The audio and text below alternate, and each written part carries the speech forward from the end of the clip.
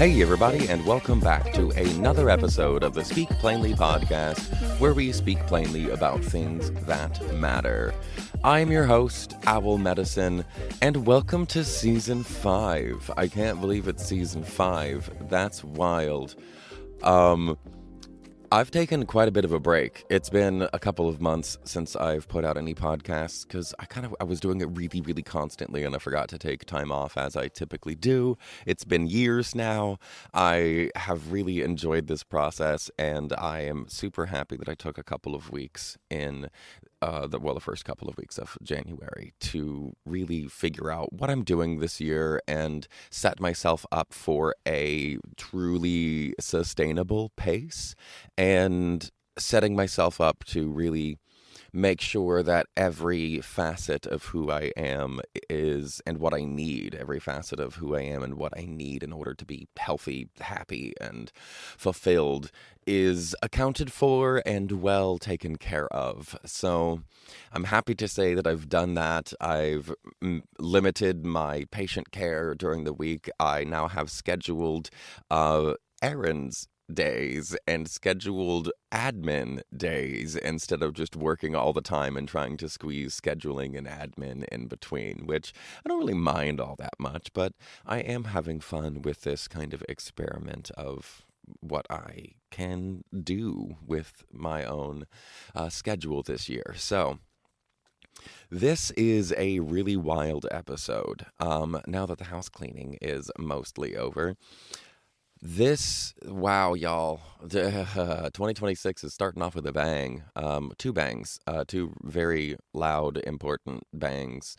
Our lovely friend who is an ICU nurse and Renee Good, both of these people have been shot and killed by police this year. 32 people were, or not by police, by ICE. 32 people were killed by ICE last year, but nobody really heard about it because they were brown. So now that white people are being shot, people are extremely upset about it, and they ought to be. We all ought to be really, really upset about it. But I came across this video that started talking about the money behind ICE, and they said in it something about Core Civic and Geo Group housing 75% of all the ICE detainees. And I was like, oh, what? That's a crazy high number. So I decided to look into it and see what I could find, and oh boy, is it interesting. So today, we are going to do a deep dive into a bit of ICE's money and how they make money, what their structure is on the inside, how they get their contracts, rather who they have their contracts with. So, to start this off, let's look at some numbers. We're going to look at three numbers. 90%, $130, and $11.8 million. So the 90% is the guaranteed occupancy quota in a private detention contract. $130 is the daily rate per person that taxpayers pay to one detainee. Not to the detainee, but to house one detainee.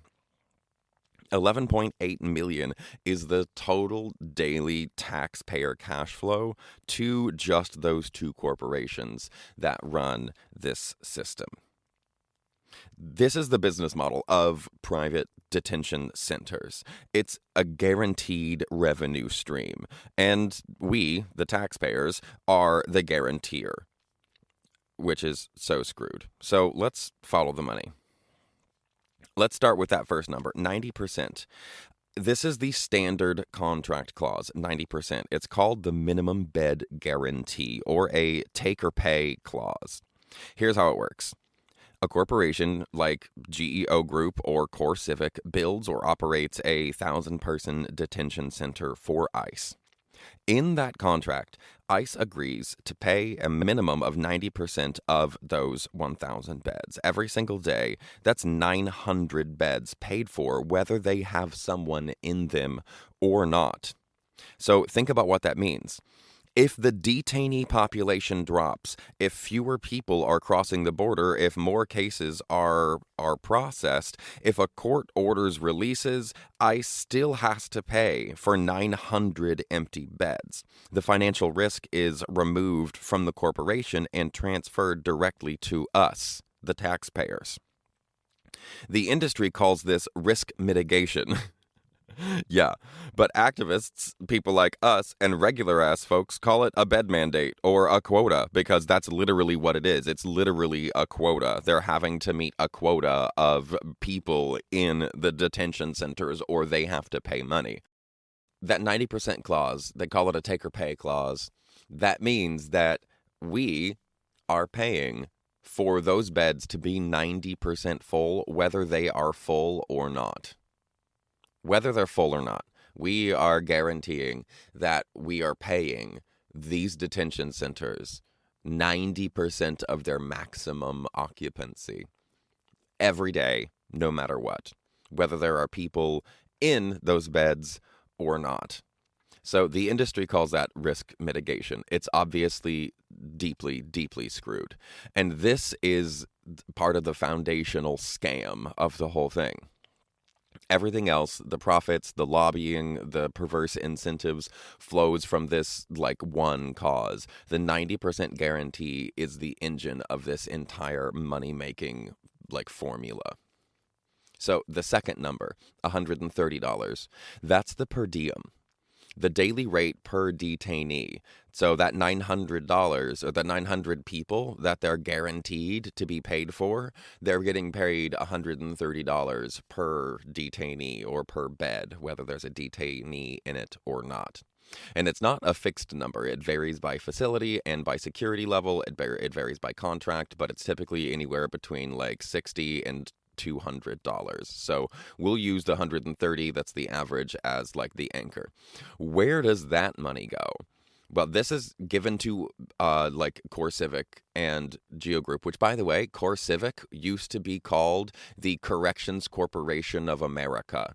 The CCA, the like super evil federal government like crap that was going on with federal like life detainees. That's this. They rebranded. They were like, oh yeah, everybody hates us now. Corrections officers and corrections corporations in America, the most imprisoned population in the world.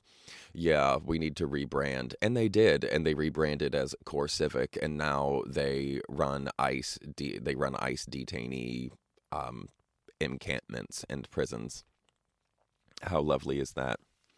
So what happens with that money? It's a lump sum that's given to the government, 90 or 900 beds in a 1,000 bed facility, $130 per person.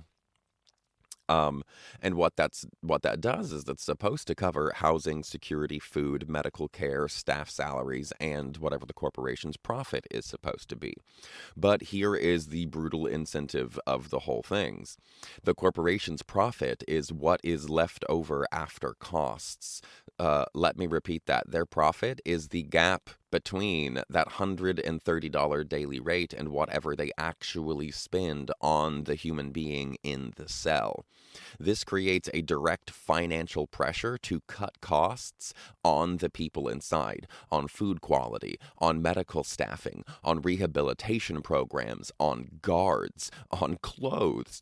Every dollar not spent on care is a dollar for profit. And that's important because both of these companies are publicly traded. That's right. You can go right now on the New York Stock Exchange and you can invest in either Geo Group or Core Civic, or if you're truly a heartless demon, both. And this matter. We'll get into that toward the end. I'll talk about how this fits into the stock exchange and that money incentive. It's gross. So that $130 isn't just a price tag. It's the gap between that pay that they get and whatever they spend is how they make their money. And the bigger that gap is, the more money that they can get from investors. But before we even get to the investors, because investors are looking for whatever company is doing the best in its market, and then they'll invest in that, expecting a larger return on their investment later. And right now, they're investing hard because Geo Group they stopped doing payouts in 2021 apparently. So they are they're taking all of this investment that they're getting, which is billions of dollars, and they're investing it in paying off the debts that they'd accrued building these facilities and expanding facilities and trying to obtain new contracts, because that is how you increase the profit margin. So let's talk about that last number, the $11.8 million. This is the big number. It's not. It's just a day. If you multiply this out, it gets close to $30 billion a year. But the $11 million, almost $12 million a day, this is the picture on the national level of what our money is doing. It's $11.8 million a day. That is for Geo Group and CoreCivic together. The two giants have combined annual revenue from all government contracts of $4 billion in just federal contracts. It's insane. So the massive chunk of that is ICE detention. A conservative estimate puts the ICE specific portion at 2.5 to 4 million per day, just for immigration detention. So what's their take? Their net profit margin is about 6%, according to them. So from that almost $12 million a day, their combined daily profit is about $700,000. That's over $250 million a year in net profit. $250 million a year in net profit for kidnapping and illegally detaining peaceful working people. And this money doesn't just sit in a vault. It activates that final piece of the machine, this feedback loop, and the stock exchange. The river of guaranteed public money that funds the massive lobbying operations, millions of dollars every year are sent to politicians on both sides of the aisle to make sure that this continues to happen. They lobby for stricter immigration enforcement. They lobby against alternatives to detention. They lobby for policies that will ensure a steady supply of detainees to fill their guaranteed beds. So let's follow this loop really plainly. Taxpayer dollars fund the guaranteed contracts. The contracts generate guaranteed corporate funds. Profits fund lobbying and political contributions. Lobbying shapes the law that then mandates more detention, and then more detention requires more guaranteed contracts. And that's without including the fact that they're publicly traded. They have already a closed system loop. This is how business runs in America right now. And this is not just CoreCivic or Geo Group or ICE. This is literally 100% of these megacorps. This is how they run. You create a problem, you create a solution, and you make money on both ends. This is exactly what they're doing. America is a giant corporation, and this is what we're doing with it. It's really freaking disgusting. So let's tie these three numbers together into one plain, ugly fucking truth, because the 90% guarantee, any attempt at humane reform becomes an act that, you can't do because it's budget sabotage. So you can't actually treat any of these people remotely decently because of that 90%. Imagine a cheaper, more humane alternative to detention, like an ankle monitor or a community case management. It might cost $20 a day instead of $130 a day. A rational system would switch to that and save money. But they're not, because this is a closed loop, irrational system. Built in this system, if ICE uses that alternative, they still have to pay for the empty bed. under the 90% guarantee. So now the agency's choice is pay for the humane option and the empty cage, or just pay for the empty cage. Do you get that? Their choice is pay for the humane option, like the ankle monitor, and an empty cage, or just pay for the empty cage. Like these contracts, that 90%, if they're not full, ICE has to pay. ICE is the federal government, right? And they do contracts with civilian contracting companies like Geo Group and CoreCivic. And they have this 90% clause built in. And what that means is that CoreCivic and Geo Group will be paid that 90% up capacity, whether or not those beds are full. So even if the beds aren't full, the federal government is still paying these corporations for their empty beds. So it behooves the corporations to be building as many detention centers as they possibly can, so they can have as many beds as they possibly can, so they can try to fill the detention centers as fast as they can.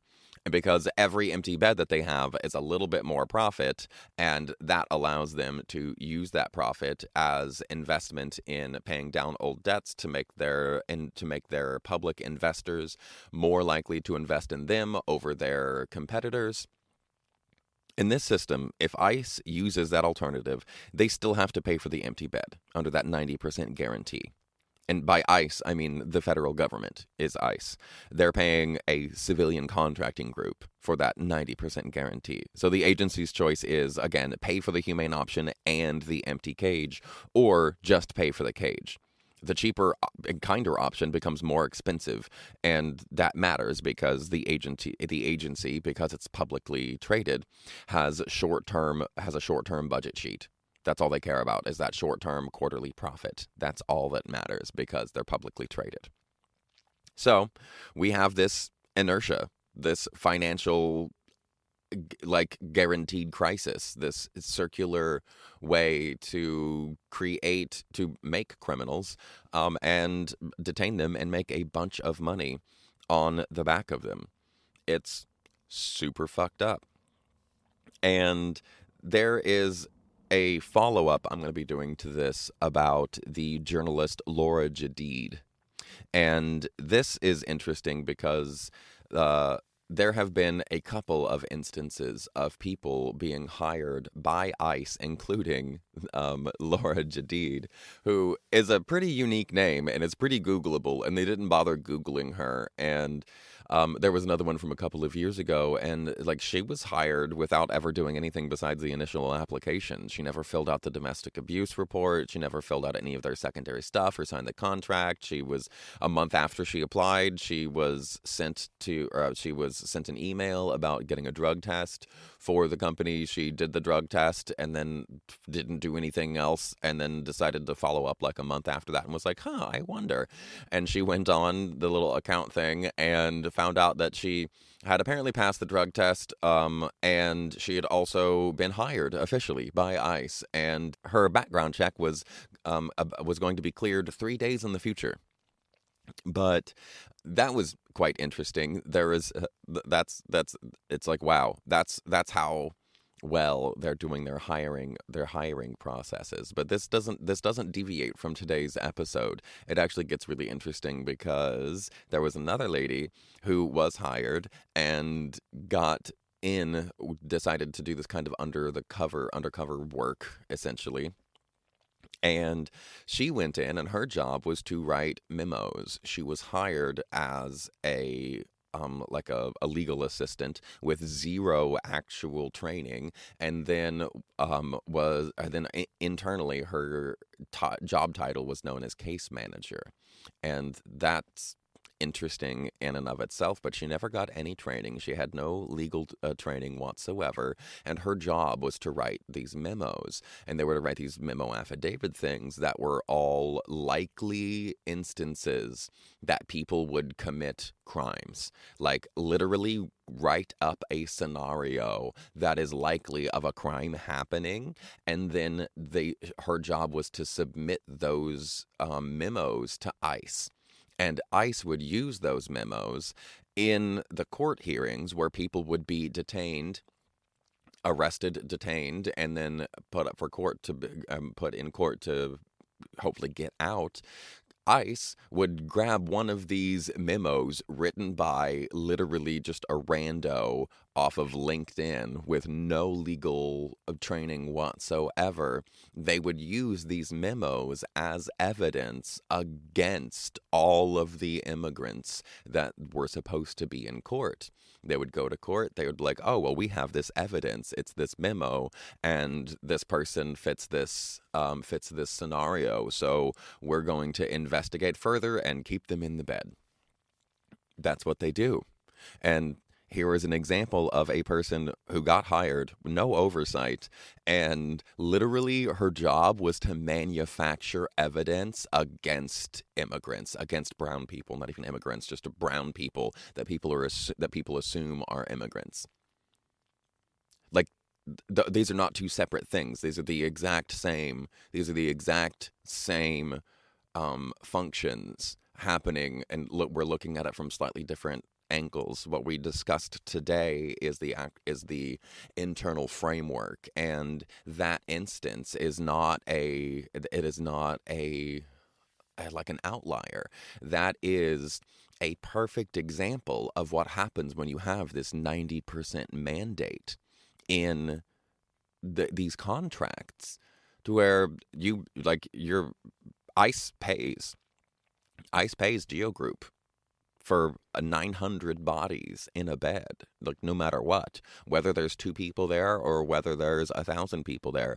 ICE pays for 90. If they go above that, they pay for that as well, but they pay minimum 90.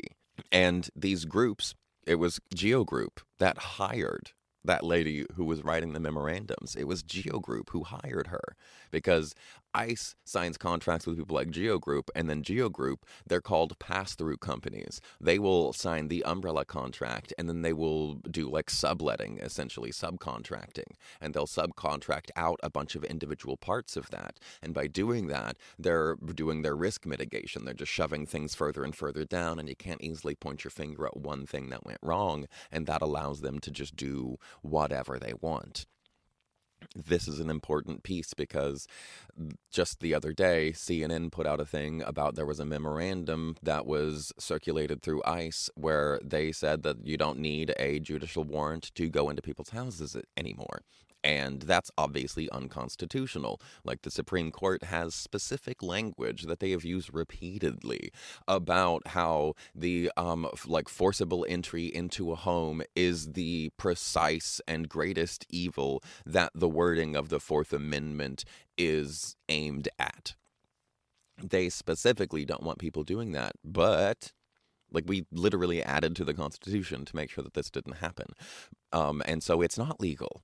And so it doesn't matter that it's a memorandum, except it does matter that it's a memorandum, because this all falls into policing. All of this enforcement stuff all falls into policing. And policing is not a linear thing. Policing sits at the intersection of a bunch of stuff, of laws, of judicial stuff, of executive stuff, of local policies and department policies.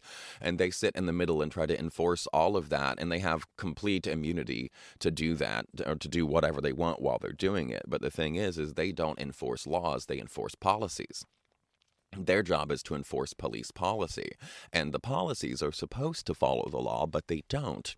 You might not know this, but 60% of all of the police forces in the United States get all of their police handbooks and their policy books from the same company.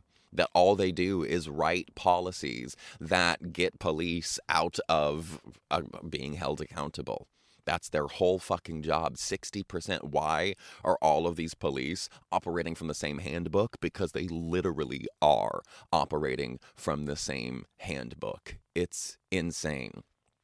The way that we treat people for profit is absolutely disgusting.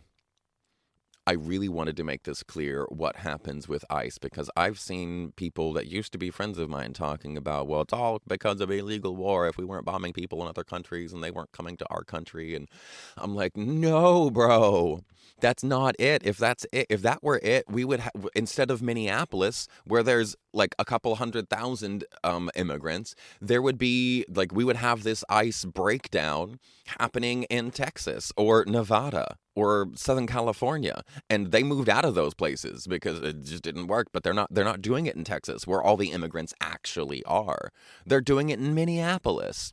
And why are they doing it in Minneapolis? They're doing it in Minneapolis because Minneapolis refused to give the Trump administration their voter rolls. They want the voter rolls because when the elections come out, they want to be able to declare fraud. And in order to do that, they need to have a paper trail. And so they basically strong-armed the rest of the country into giving them their voter stuff, and Minnesota's one of those kind of swingy states. So they are really pushing hard in Minnesota because they want all of the voter data registration information and who voted what in the entire state, so they can rig elections. That's why this is happening in Minneapolis and not places where there actually are high concentrations of immigrants. If this were about immigration, that's where the immigration enforcement would be, are places where it's immigrants, but it's not. It's about distracting from the Epstein files because Donald Trump is the single most listed name in the entirety of the Epstein files. His name is listed hundreds of times more than anybody else. There was a guy who resigned from Harvard or one of those Ivy League schools because he was listed like 6 times. And he resigned in shame. And Donald Trump is like the #1 listed motherfucker, and he's still the president. So effing gross. So here we are. It's not about immigration. It's about making money for all of his buddies. And the for-profit prison companies in the United States have not changed. The Correctional Corporation of America, Corrections Corporation of America, the CCA, is now CoreCivic. And a lot of this happened because Biden signed a bill toward the end of his stuff that made it to where they eliminated a lot of long-term federal prisons. The thing that he signed was Executive Order 1406.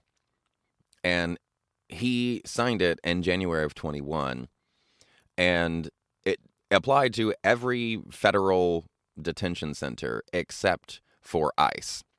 The language explicitly covered the Department of Justice and criminal detention contracts, and it did not extend to immigration and customs enforcement detention facilities, which lie under the Department of Homeland Security. As a result, private prisons use ICE detention continued under existing and new contracts.